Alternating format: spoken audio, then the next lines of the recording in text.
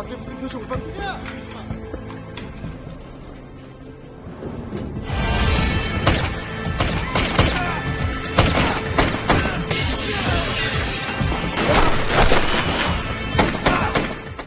mulai, kasih komentar dulu dong Bang Udin editor. Ada tuh polisi yang baik. Bahkan polisi tidur pun bisa menyakiti anu kita. Bener banget bang, polisi tidur bisa menyakiti anu kita. Apalagi polisi tidurnya tengkurep. Halo warga Nobar yang jalanan deket rumahnya banyak yang bolong-bolong. Kayak apa kabarnya berataan? Sehat-sehat aja kalau paninian. Kembali lagi bersama saya Mamang Tobi, sang pengangguran profesional yang kali ini akan membawakan film berjudul The Negotiation yang dirilis pada tahun 2018. Menceritakan tentang seorang mantan tentara bayaran yang berniat membantai para polisi korup yang telah menyiksa adiknya hingga tutup usia. Wah, kejam banget. So, tanpa berlama-lama lagi, siapkan mata, telinga, dan anu-anuan kalian semua. Mari kita nobar dan inilah The Negotiation. 먼저 한강시민공원에서는 취재기자 연결해서 자세히 알아보겠습니다. Film diawali dengan sosok wanita cantik yang turun dari mobil seperti orang pulang liburan. Wanita itu adalah Ha Chae-yeon yang ternyata seorang polisi alias polwan dan tahu-tahu ditelepon bosnya untuk menangani kasus penyanderaan. 왜? 무슨 말이야?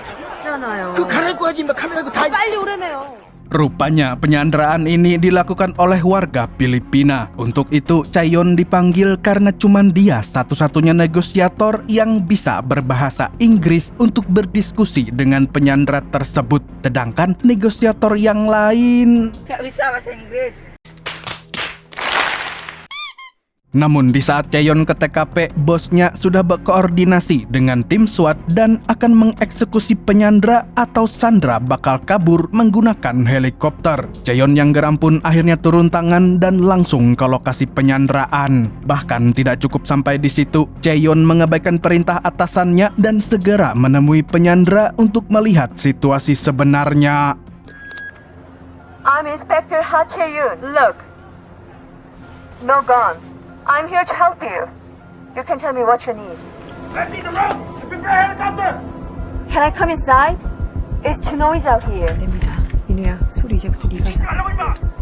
Tidak disangka penyandera ini telah menculik dua orang dan salah satunya adalah wanita. Saat itu Chae-yeon langsung merasa kasihan dan meminta penyandera untuk melepaskan targetnya. Sedangkan Chae-yeon berjanji akan memberikan helikopter sesuai permintaan penyandera. Namun fakta berkata lain, penyandera itu dieksekusi oleh penembak jarak jauh alias sniper dan situasi pun berubah menjadi kacau.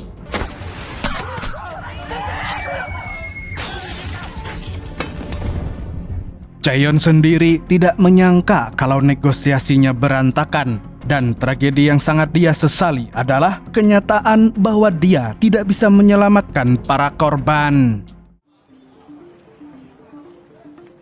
Sementara itu, di negara lain, sesosok wartawan terlihat dikejar-kejar oleh para bule dan akhirnya ditangkap di tempat.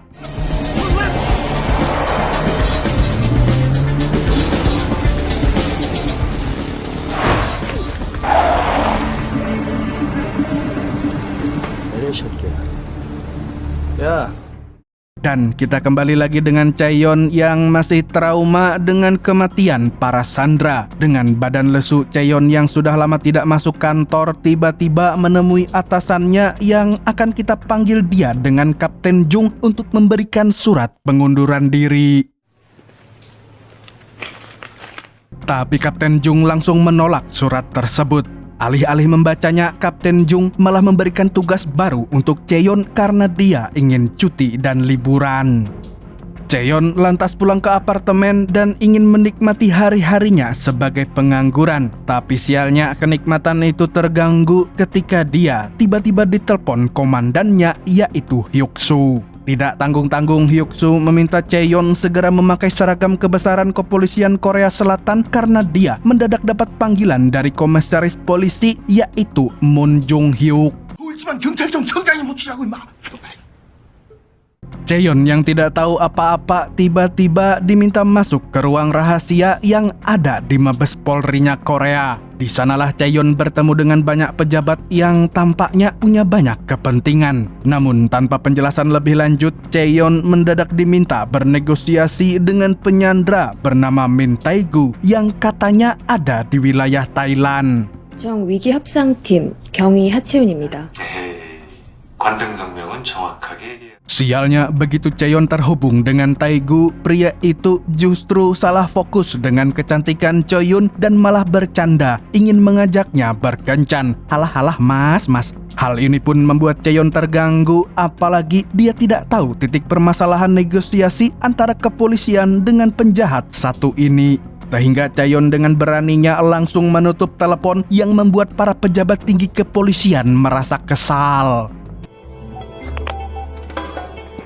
Chaeyeon pun bersikeras menanyakan apa kasus Tae-gu karena terlihat permasalahannya begitu serius. Sialnya para pejabat itu bukannya menjelaskan masalah mereka kepada Chaeyeon, mereka justru mengganti Chaeyeon dengan Young-suk, yaitu kepala divisi investigasi asing. Namun begitu melihat Young-suk, Tae-gu justru merasa diremehkan. Dia pun kesal dan akhirnya mengeluarkan kartu as berikutnya, yaitu Kapten Jung. 저희 아직 여기 민태구 씨.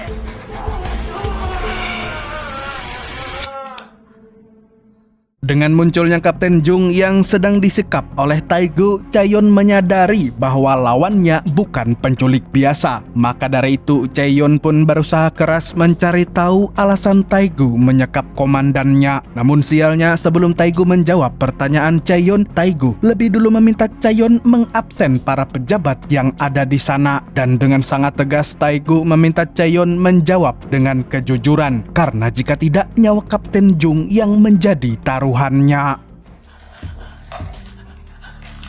가버려야 돼. FM대로 장전하지. 밥 먹고 다시 봐요. Beberapa saat kemudian, Young-suk dan jajaran tinggi kepolisian akhirnya menjelaskan kronologi penculikan yang dilakukan oleh Tae-gu. Sebagai informasi, Tae-gu diketahui sebagai pimpinan geng Korea yang melakukan berbagai kejahatan di wilayah Asia Tenggara. Kemudian, salah satu media Korea bernama Daehan Daily mengirimkan 3 jurnalisnya untuk menyelidiki kejahatan tersebut. Bahkan, Daehan Daily juga menggandeng Kapten Jun sebagai negosiator. Namun sebelum akhirnya Kapten Jung dan salah satu reporter Daehan Daily bernama Lee Sang-mok berhasil diculik. Tetapi tugas Chaeyeon tidak hanya untuk membebaskan para sandera. Sebagai seorang negosiator, dia juga harus bisa mengulur waktu karena saat ini pihak militer Korsel telah menurunkan pasukan khusus yang akan menyerbu markas Tae-gu di wilayah Thailand. 현지 시각으로 22시. 이번 작전명은 그림자다. 3시간 후면 태국 해군 기지에 도착한다. 1 jam kemudian, Tae-gu kembali menghubungi Chaeyeon yang kini sudah memiliki gambaran dari tugasnya. Dan yang sangat diperhatikan oleh Chaeyeon adalah kondisi Kapten Jung yang sialnya sudah teler gara-gara dicekoki soju rasa jas jus. Tentu saja hal ini membuat Chaeyeon terkejut dan ingin marah. Tapi dia berusaha menahan emosinya supaya Tae-gu tidak akan semakin nekat. Dan untuk menjamin keselamatan Kapten Jung, Tae-gu kini meminta Chaeyeon untuk mempertemukannya dengan CEO Daehan Daily, yaitu Yoon Dong-hoon.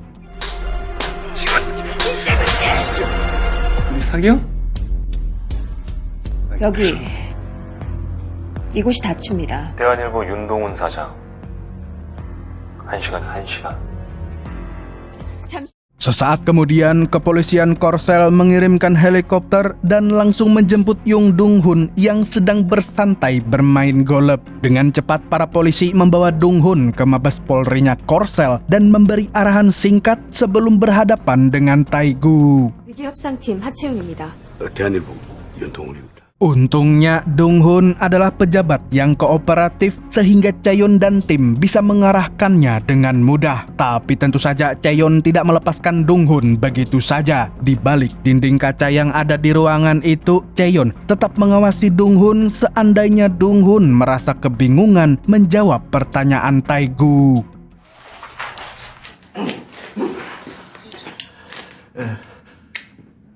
대한일보의 이상묵 기자 실종 기사가 없던데. 특종보다 이상국 기자 안전이 더 중요하니까요. 감사합니다, 사장님. Pertama-tama, Dong Hun bisa menjawab pertanyaan Taegu dengan lancar. Namun komunikasi itu tersendat ketika Taegu menunjukkan Lee Sang-muk yang sudah terluka parah gara-gara disiksa. Di sini Taegu sebenarnya mulai curiga pada hubungan Dong Hun dan Lee Sang-muk. Sebagai atasan dan bawahan, Taegu menilai mereka tidak cukup dekat. Namun anehnya, Dong Hun mengaku telah membaca semua berita yang ditulis oleh Lee Sang-muk, seolah-olah sudah mempelajarinya. Dan berawal dari situlah Taegu pun tahu kalau Dong Hun telah membohonginya, karena ternyata Lee Sang-muk bukan wartawan Daihan Daily. 이상묵이 대한일보 기자 아니죠? 이상묵이 당신네 기자 맞아 아니야? 3초 안에 대답 안 나오면 이 새끼 대갈통 날라가. Dan bukan cuman saya serta penonton yang kaget, Chaeyoung juga terkejut karena dia bahkan tidak tahu apa-apa soal ini. Masalahnya adalah keselamatan Kapten Jung sekarang terancam. Apalagi begitu Taegu tahu kalau dia telah dibohongi tanpa babi bu, pria itu pun langsung melakukan ini.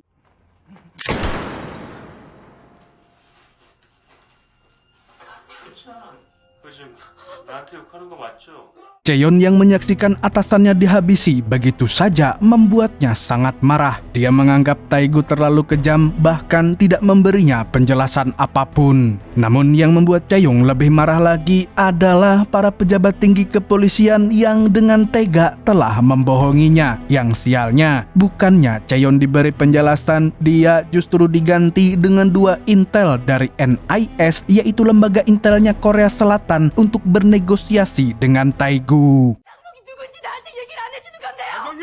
들어와! 얘 빨리 데리고 나가라니까! Dan yang lebih mengejutkan bukan cuman Chaeyoung yang diusir, Yongsuk pun juga diminta pergi sehingga seluruh area itu hanya diisi oleh para intel dari NIS. Kejadian ini tentu membuat Yongsuk merasa sakit hati. Dia lantas menyusul Chaeyoung kemudian memberikan informasi tentang siapa Taegu sebenarnya. Ternyata Taegu merupakan pebisnis perdagangan senjata di area Asia Tenggara, bahkan sampai di Korea. Sindikat ini kemudian diendus oleh NIS sehingga mereka mengirimkan Lee Sang-muk untuk menyamar sebagai wartawan. 또 시간 끌기 편하겠다 위해서 그렇게 생각했던 것 같기도 하고 누구든 하경이 탓할 수 없어. Penjelasan itu pun membuka sudut pandang baru untuk Chaeyoung. Jadi dia segera menemui timnya untuk mencari informasi lain tentang Taegu. Karena bagaimanapun juga dia ingin menangkap Taegu yang telah mengakhiri hidup kaptennya dengan sangat brutal. 우리끼리 이렇게 움직이다가 너 또 임마. Sementara itu, sekarang Taegu berhadapan dengan 2 agen NIS, yaitu Chun Jung-mung dan Park Kyung-muk. Tanpa perlu basa-basi lagi, Kyung-muk langsung mengakui bahwa Lee Sang-muk adalah salah satu intel Korsel. Dan Kyung-muk pun meminta kepada Taegu supaya temannya bisa dibebaskan. 자, 괜한 삽질하지 마시고 하채은이.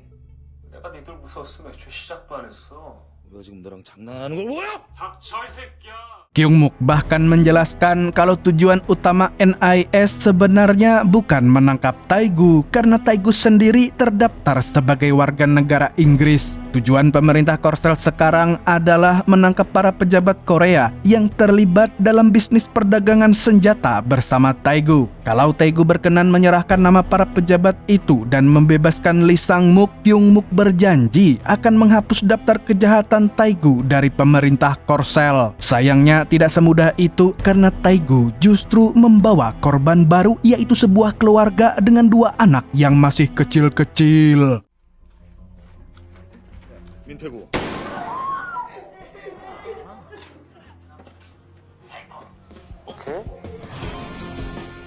Sementara itu, Chaeyoung dan timnya berada di luar gedung dan berhasil mengumpulkan informasi tentang Taegu yang tampaknya juga terlibat bisnis perdagangan senjata dengan para pejabat militer Korea. Namun untuk mengkonfirmasi kebenarannya, Chaeyoung harus bertanya langsung kepada Taegu. Situasi pun semakin kacau, namun untungnya Yongsuk berhasil menemui Chaeyoon dan langsung memberikan update terbaru tentang Taegu yang kini menyandra anak kecil. Maka dengan cepat Chaeyoon segera mengambil alih kendali. Dia melarang semua orang untuk ikut campur, bahkan sekelas komisaris polisi pun dia hadang karena Chaeyoon tahu kalau para pejabat itu punya kepentingan yang bisa menghalangi negosiasinya. 가지고 계신 정보 다 공유하시라고.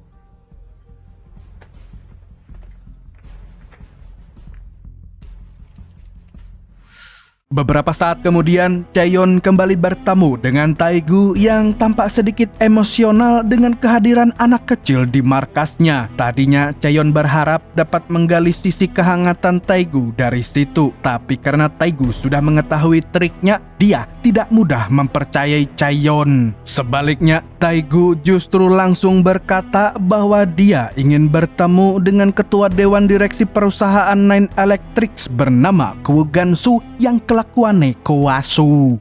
좀 제대로 된 질문을 해봐요. 나인 일렉트릭스 구간수 회장.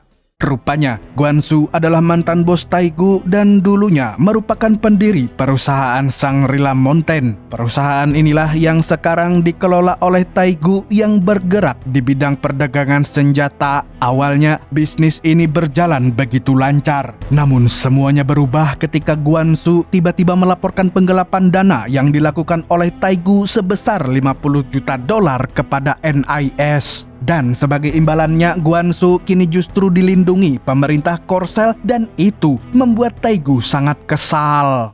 저기 있는 이상목 요원 그리고 가족 인질 여객 탈수용으로 만든 회사였습니다. 그럼 민태구. 민태구가 독자적으로 말라카 해협에서 무기 밀매 사업을 근데 그 구회장이란 사람은 Dan benar saja, Gwansu saat ini tengah menjamu para pejabat tinggi dari kepolisian, militer, bahkan kepala keamanan nasional untuk menyingkirkan Taegu. 4시간 정도 남았습니다. 일 보십시오. 제가 끝까지 남아 있겠습니다.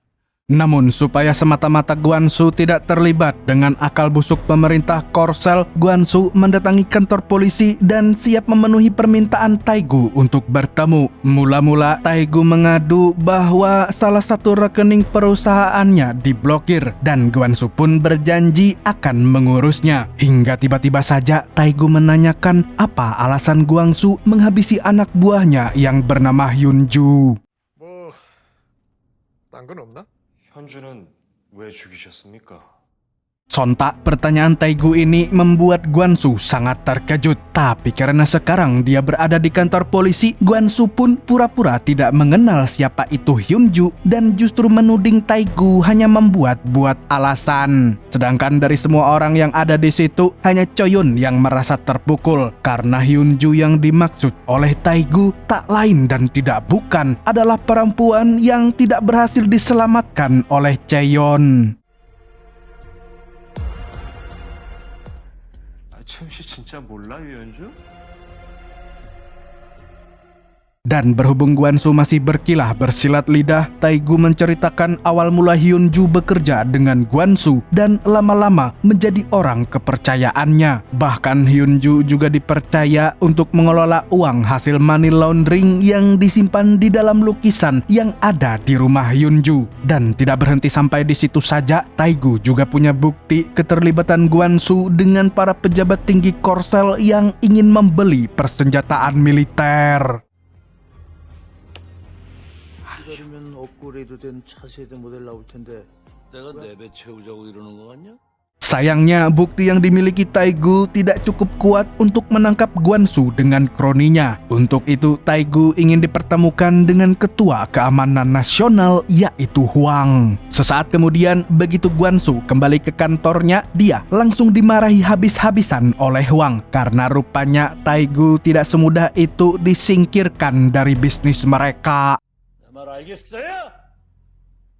Dan setelah Chaeyoon mendapat informasi baru tentang Hyunju, kini Chaeyoon dan timnya mencari tahu latar belakang wanita itu. Chaeyoon pun menemukan rekening Hyunju yang tampaknya digunakan untuk mencuci uang milik Taegu. Namun temuan itu belum menunjukkan hubungan yang dekat antara Hyunju dengan Taegu. Sementara itu, salah satu staf kepresidenan yang bernama Gong memberi kabar pada Chaeyon bahwa Hwang tidak bisa datang ke kantor polisi. Alasannya karena sedang ada pertemuan dengan presiden dan itu membuat Chaeyon semakin curiga. Sedangkan di sisi lain, Hyuk-soo melakukan penyelidikan tentang petinggi NIS yaitu Park In-kyu yang telah mengirimkan Lee Sang-mook untuk menyelidiki Taegu. Dan dari penyelidikan itu, Hyuk-soo menemukan adanya hubungan antara Park In-kyu dengan Kapten Jung. Dan dari penyelidikannya, Hyuk-soo menyimpulkan kalau Kapten Jung terlibat kasus sabun alias kasus suap.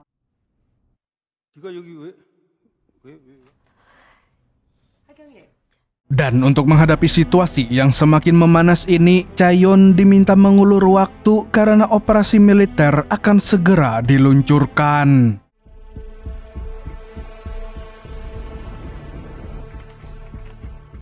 Akhirnya, ketika Taegu menghubungi Chaeyon kembali dengan sangat terpaksa, Chaeyon mengatakan bahwa Hwang tidak bisa menemui Taegu. Hal ini pun membuat Taegu sangat marah. Bahkan Taegu meragukan Chaeyon yang bilang kalau Gwon-soo sekarang diperiksa kepolisian.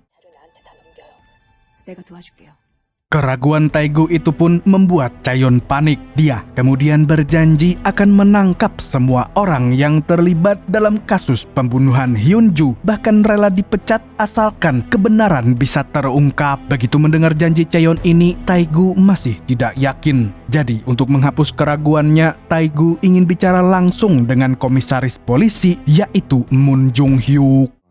다시 수사할 겁니까? 경찰 입장 맞죠?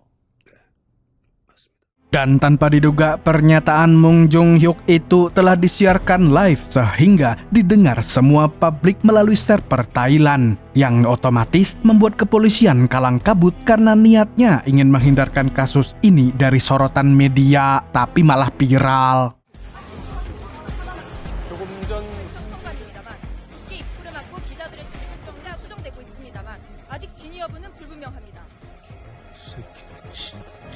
내가 말 안 했나?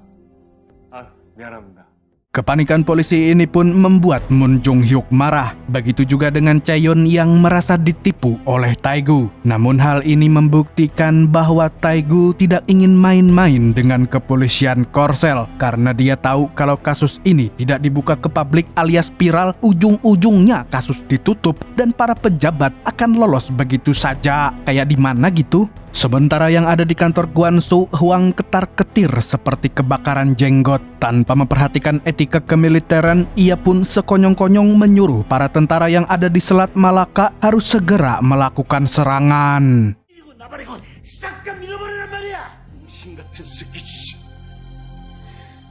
Serangan itu rencananya akan menyasar generator listrik, dan seandainya generatornya rusak, bukan hanya live streamingnya yang mati, tapi komunikasi mereka juga terputus, dan itu berarti mereka tidak akan bisa memantau kondisi para sandera. Hal ini membuat Chaeyon sangat khawatir karena dia tahu kalau Taegu sangat kejam. Saking khawatirnya, Chaeyon mengancam staf kepresidenan akan mengatakan kebohongan pemerintah Korsel kepada Taegu. Namun para tentara yang bertugas di situ menenangkan Chaeyon bahwa para militer yang ada di lapangan tetap membawa kamera, jadi mereka masih bisa mengawasi para sandera. Dan di saat yang sama, Hyung-suk berhasil menemukan fakta bahwa Hyunju ternyata merupakan adik kandung Taegu. Makanya tidak heran kalau Taegu menuntut polisi kembali membuka kasus kematian Hyunju yang kemarin ditutup dengan alasan perampokan biasa. Sementara itu, para tentara yang ada di Selat Malaka sekarang mulai beraksi dengan melumpuhkan para penjaga markas Taegu.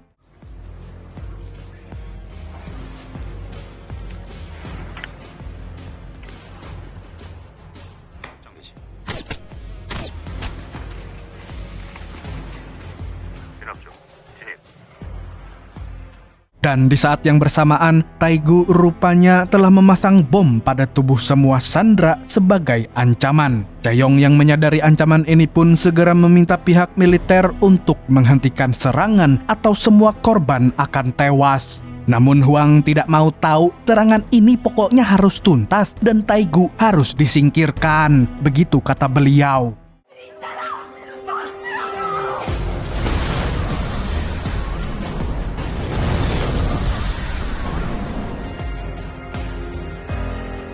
Lagi dan lagi, Chaeyeon gagal menyelamatkan para sandera. Dia merasa sangat menyesal hingga ia menyadari ada sesuatu yang aneh dengan markas Taegu. Melalui sinar matahari yang masuk di ruangan itu, sekarang Chaeyeon tahu kalau Taegu tidak ada di Thailand, melainkan di Korea Selatan. Dan itu tandanya Taegu masih hidup. 현지 시간으로 5시 8분. 한국에 있습니다, 민태구. Temuan Chaeyeon ini membuat militer dan polisi bekerja sama untuk mencari di mana Taegu berada. Dan beberapa saat kemudian, Hyung Suk yang mencari tahu panti asuhan lama Hyunju tiba-tiba saja justru menemukan para sandera yang masih hidup. Ternyata selama ini Taegu hanya bermarkas di sana, bukan di Thailand. Sialnya, Taegu sekarang sudah pergi dari tempat itu bersama anak buahnya. 힘들다 괜찮아. 나 손잡고 내가 저 부업 잡으러 놨고. 한국에 있었어, 한국에. Lalu di mana Taegu berada? Rupanya dia sedang menuju kantor Nine Electrics untuk menemukan Huang. Karena dia tahu kalau kasus pembunuhan adiknya tidak akan dibuka, maka dia harus turun tangan sendiri untuk menuntaskan balas dendamnya terhadap Huang. Jadi tanpa menunggu lama-lama, Taegu pun langsung beraksi.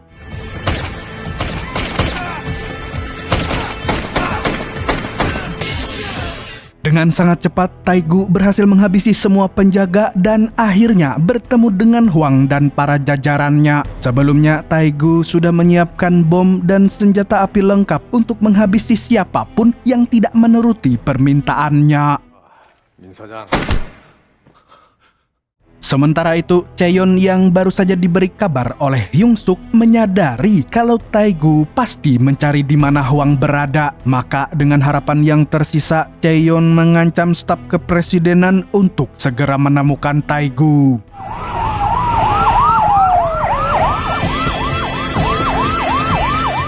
Kini semua polisi dan pasukan khusus tengah menuju Nine Electrics untuk melindungi para pejabat militer yang ada di sana. Dan Chaeyeon adalah orang pertama yang berhasil menemukan Taegu di hadapan Huang. Saat itulah Chaeyeon bersedia disalahkan karena dia menyesal tidak bisa menyelamatkan adik Taegu satu-satunya. 당신이 왜 이렇게밖에 할 수 없었는지 그 진실 내가 꼭 밝힐게요. 그러니까 이제 그만해요. 내가 진짜 진실을 말해줄까? Namun rupanya penyesalan Chaeyeon tidak sebanding dengan rasa bersalah Taegu yang mengenalkan adiknya pada orang-orang ini. Taegu merasa begitu bersalah karena tidak menyangka adiknya akan menjadi korban atas keserakahan manusia. Jadi sekarang Taegu minta semua orang harus bertanggung jawab atas kematian adiknya. Namun sialnya, saat ini para penembak jitu juga sudah disiapkan. Alhasil, sebelum Taegu mengincar Huang, Taegu justru meregang nyawa lebih dulu.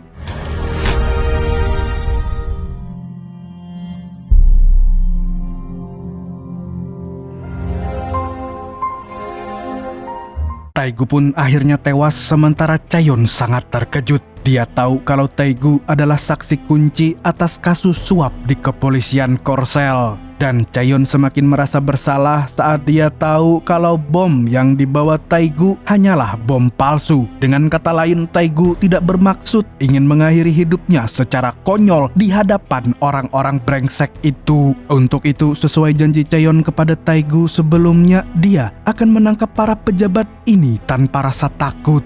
각종 뇌물죄와 함께 국가 반역죄로 체포합니다. 이런 미친년이. 신들은 자신에게 불리한 진술을 거부할 수 있으며 출발해!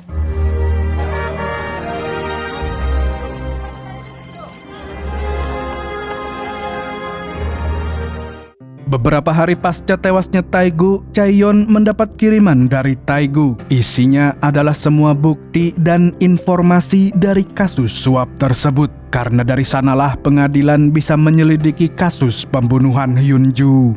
Maka kasus ini menjadi sorotan publik dan akan diselidiki secara terbuka di pengadilan yang akan diawasi ketat oleh media. 선서, 본인은 국회가 실시하는 대한민국 서울지방경찰청 경위 하, 숨김과 보탬이 없이 사실 그대로. Dan film pun tamat dengan sangat wadaw. Dari film ini kita bisa belajar kalau apapun yang berurusan dengan pejabat tinggi itu sangat sulit, tapi bukan berarti tidak mungkin. Dimana kita harus percaya kalau masih ada orang-orang yang punya naluri baik, maka kebenaran juga pasti akan terungkap. Segitu dulu untuk hari ini. Saya Tobi mewakili orang yang benci banget sama koruptor, mengucapkan sampai jumpa di video selanjutnya dan kamsya.